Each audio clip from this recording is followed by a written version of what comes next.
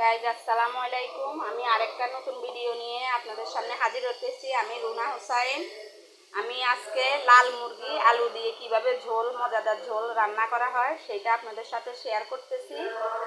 আপনারা যে যেখান থেকে দেখতেছেন লাইক কমেন্ট শেয়ার করে দিবেন। আমি এখানে প্রথমে 3-4টা পেঁয়াজ, একটা টমেটো দিয়ে দিলাম। আমি এখন পরিমাণ মতো তেল দিয়ে দিতেছি।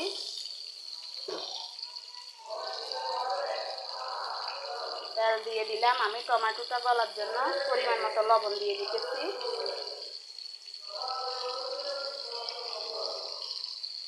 লবণ দিয়ে দিলাম। আমি লবণ দিয়ে দিলাম। মশলাটা পেঁয়াজটাকে একটু ভালো করে নাড়াচাড়া করবো টমেটোটা গলা পর্যন্ত। গাইজ আজকে আমি রান্নাটা করতেছি। আমার একটা চাকতো ননদ, উনি অসুস্থ, পা ভেঙে গেছে, পড়ে রান্না বান্না করতে পারে না। তাই আমাকে উনি অনুরোধ করছে একটু রান্না করে পাঠানোর জন্য। আমি তার জন্য, অসুস্থ রোগীর জন্য রান্না করতেছি। উনি আমার রান্না অনেক পছন্দ করে, বলতে পারেন উনি বাজার করে পাঠিয়েছে, বলতেছে রান্না করে দেওয়ার জন্য। ওনার মেয়ে নাই, ছেলে দুজন, এই জন্য আমাকে বলছে একটু ভাইয়ের বউ হিসাবে রান্নাটা করে পাঠানোর জন্য। তাই আমি রান্না করে ওনার জন্য পাঠাবো।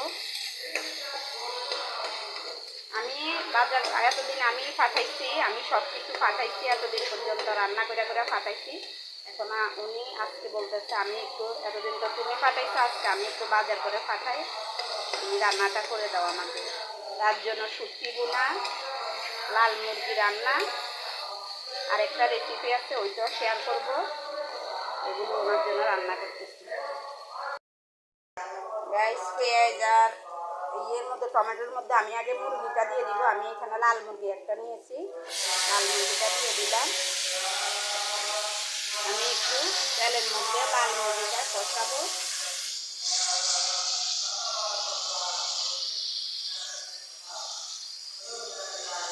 লাল মুরগিটা একটু কষিয়ে নেব তেলের মধ্যে।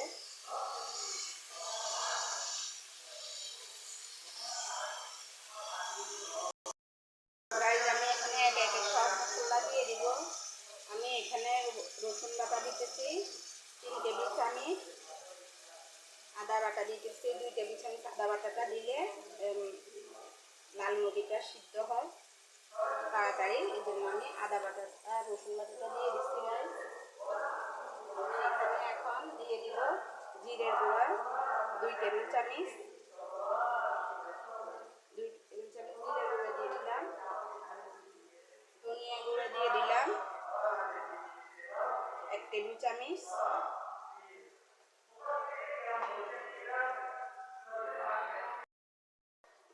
আমার হাতে বানানো মশলা দিয়ে দিতেছি 1 টেবিল চামচ। আমার এই হাতে বানানো মশলাটা মানে সব ধরনের মশলা আছে, তেজপাতা, দারচিনি, এলাচি সব কিছু, এই জন্য আমার অন্য গোটা মশলা ইউজ করতে হয় না। তাই আমি এই মশলাটা দিয়ে দিতেছি 1 টেবিল চামচ।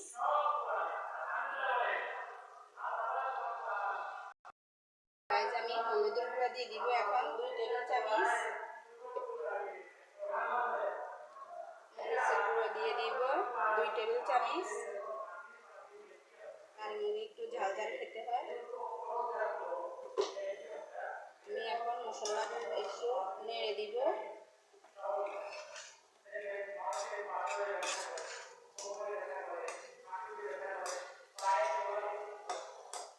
আমি মাংসটা থেকে ঝোল বের হওয়ার জন্য আমি 5 মিনিট ঢেকে রাখতেছি।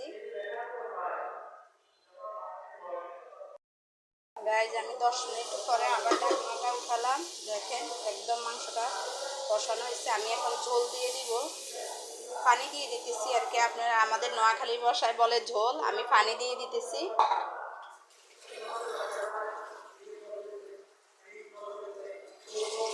আমি পানি দিয়ে দিয়েছি পরিমাণ মতো মাংসটা সিদ্ধ হওয়ার জন্য।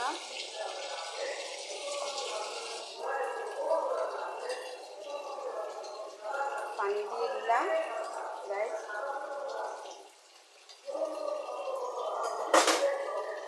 আমি পানি দিয়ে আবার 10 মিনিটের জন্য ঢেকে দিব।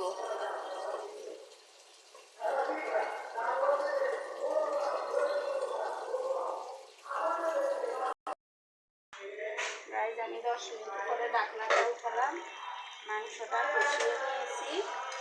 আমি এখন আলুটা দিয়ে দিব।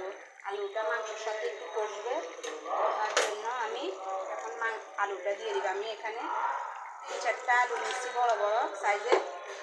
আমার ননদ আবার আমার বাচ্চারাও আলু পছন্দ করে, এই জন্য আমি আলুটা দিয়ে দিলাম। আলুটা দিয়ে আমি আরও 10 মিনিট কষিয়ে নিব। আমি 10 মিনিটের জন্য আবারও ঢাকনাটা দিয়ে দিলাম।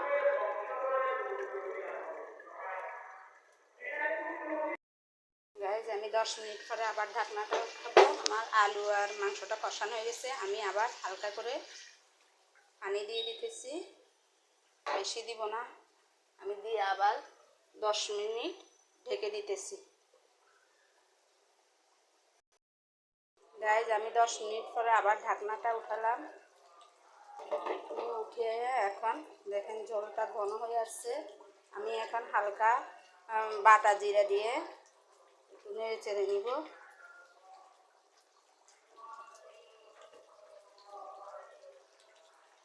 গাইজ দেখেন আমার লাল মুরগির ঝোল কত সুন্দর কালার আসছে, দেখতেও কত লোভনীয়। গাইজ এভাবে বাসায় আপনারা ট্রাই করে খাবেন, অনেক সুস্বাদু। বাচ্চারাও পছন্দ করবে, সবাই পছন্দ করবে। যে যেখান থেকে দেখতেছেন লাইক কমেন্ট শেয়ার করে দিবেন। আমি আজকের জন্য ভিডিওটা এখানেই শেষ করলাম।